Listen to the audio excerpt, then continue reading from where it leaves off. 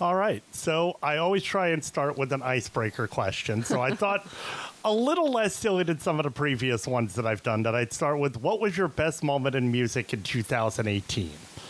Favorite moment of 2018. I spent the whole year pretty much cleaning up these recordings that we had done, over a decade ago, and just sculpting and tweaking the frequencies was a nightmare. There's like over 150 clicks and pops that I had to remove, which is a really interesting thing. I want to remove these things. I had to use a tool called a spectral editor, and just like nitpicking and taking these things out, and then finally just getting it to where I was happy with it, putting it out.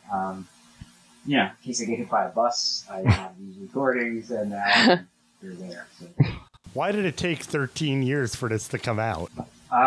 That's a great question. Actually, back years ago, you needed like a label to release stuff, whereas today you could just slap it up on Bandcamp, SoundCloud, whatever. So we had decided to do this follow-up to our EP, which you have, by ourselves. And actually, I have an earlier version of the EP I found out from the one you have on Bandcamp. Really? Mine only has 4 tracks on it. Wow, there you go. That's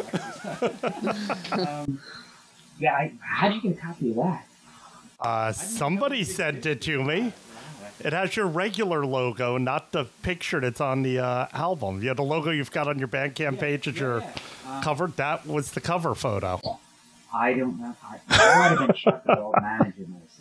I don't even know. I really don't know. That was back in the days of artist amplification also, and I know you guys were in with that, and I was. Yeah. Now we're getting into really old school stuff that a lot of people wouldn't remember, because that's been gone a while. I guess, what was your question again as far as why did it take so long?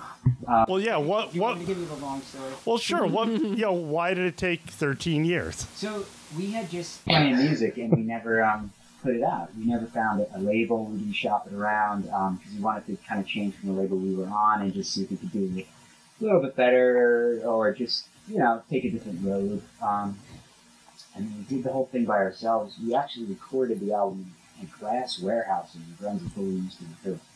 And then we did all the post-production stuff and overdubs in Jersey City at a friend's place who had Cubase. It took a while, never did anything with it, kind of shelved it, and then we just started playing new stuff, new band members changed, and we just kind of got lost in the shuffle. And basically, years and years went by. I was always annoyed that we never did anything with it. And my sister-in-law was working at the Alexander Library in Rutgers. And I don't know if you guys have heard of this, but there's this called the New Brunswick Music Scene Archive. Yeah. I'm familiar with it because he was working there at the time, and she's like, "Hey, you should submit some of your stuff to this." So I dug up a couple things, so an old 7-inch and some flyers and stuff like that.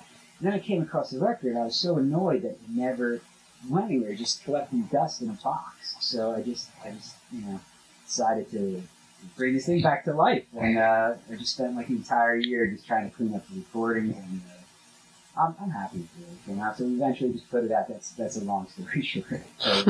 Short story long. So the rest of the band was okay with you going back after all these years? Connected with all those guys, and I talked to Ralph, the other singer-songwriter, and just said I had these old recordings and just wanted to get them back and just do something.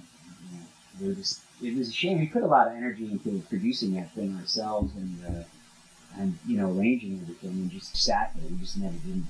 So I just finally decided, you know what, I'm going to do something. That's awesome. Because we're going to talk more about Sparks Fly from a Kiss, but are you actually playing it all these days? You know what? I just started getting back into it. I just missed it. I didn't do anything for like 10 years. I just stopped. I played with those guys. I loved it. And then I didn't want to be part of anything afterwards. Like after it disbanded, I turned 40 and I'm kind of, I was just like, I want to start playing music again. So I reconnected with them.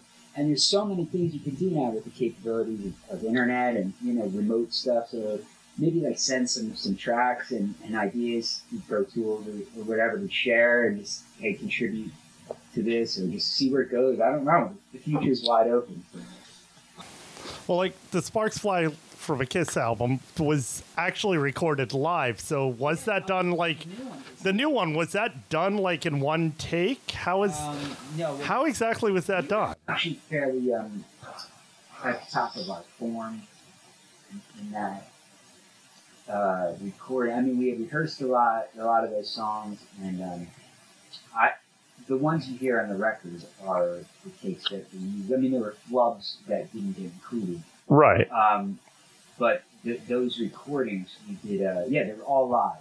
And that's something I'm really proud of because it's like a gritty lo-fi sound to it, but all the performances, at least in my opinion, are all there. They're all live, especially with bass and drum tracks. That was recorded live. Some of the overdubs we did later on with the production, but the performances were just in a glass warehouse. Ralph worked there. That's where we used to rehearse, and we just set up, equipment. Actually, he's done on a portable 8-track. Just banged out the recordings and kept the ones that we wanted. I had a scrap, like I said, a couple. We curated the ones that we liked, and then mostly everything's pretty organic. What are your music goals for 2019? I want to release old stuff and play some new stuff. Do you have a lot more old stuff sitting in the archive? I have to contact Ralph and have him curate it with me, and like I said, throw out old, like, let's not use this, or let's use this. I have about 20 songs, and I would like to put out another, maybe like outtakes album or something like that.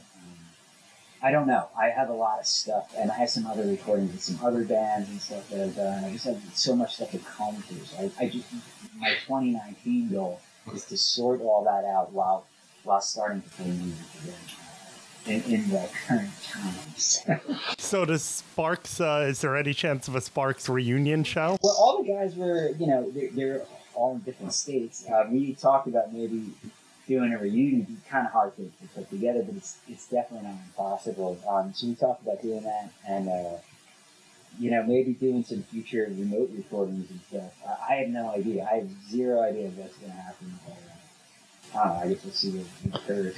It's great that technology allows that now. I know a band that broke up Down Shallow, where half the band still lives here in New Jersey, the other half lived out in California, and they managed to put out a single like 2 years ago, recorded on both coasts, and put it together. Technology can be either a blessing or a curse, and if you embrace it, to use it like to help you like that. Like, I'm in a different location, but we can still play music together. I think that's pretty cool. That wasn't available 20 years ago. So that's something I'm looking forward to exploring. The positive side of the internet, not the trolling. Yeah. We're getting to near the end now. Is there anything I've missed yet that anybody wanted me to touch upon? I got a text from Ralph. I'm just going to read it. Oh, sure. Because I said, hey, I'm going to record this interview at Lazlo's house. Anything you want me to mention about the record? He just said, I would say how interesting it was to have recorded it as young men and to re-examine it as older men. It's true. It's been a long time. It's like 15 years ago. Which, I don't know. I dig it. I think it holds up. I'm fine. No, I liked it a lot. I told you I was trying to find a way to reach out to you guys when I heard it on Bandcamp because you didn't have an email address or any social media thing. Well, I didn't see it on there then, apparently. Hey, by the way, for just plugging social media, you can get to us via our Bandcamp site or YouTube, and there's contact info through that. I created a free archival website, but it doesn't show up yet because it's like one of those free hosting jobs, so it's got to be backlinked or whatever. Or I could buy the domain name. We're a defunct band. Yeah, what's the point of maintaining that upkeep? But it's Sparks Fly from a Kiss.juda1.com. Juda1? Dudaone. Oh, so it's kind of like Weebly? Yeah, it's one. Yeah, it's like a Wix where they don't give you your own thing. So yeah. I could buy Tumblr. Like $300, buy it for life, which is actually a good deal. But I'm like, Yeah, not gonna spend $300. Yeah. Yeah, what am I gonna? We haven't played in like over 10 years. So I haven't gotten around to buy it. I'll do it eventually. It's okay. Anyway. Or you could just do what most people do these days and just set up a million social media pages. Exactly. All I have Lucky you. and banking. I don't have any Facebook, none of that. You're better Who's off. gonna maintain it? You know? You'd have to. Yeah, I'm not. Forget that. You'd be better off. That's why I don't have a Facebook. I don't have time to maintain it. Yeah. Yeah. Much better off.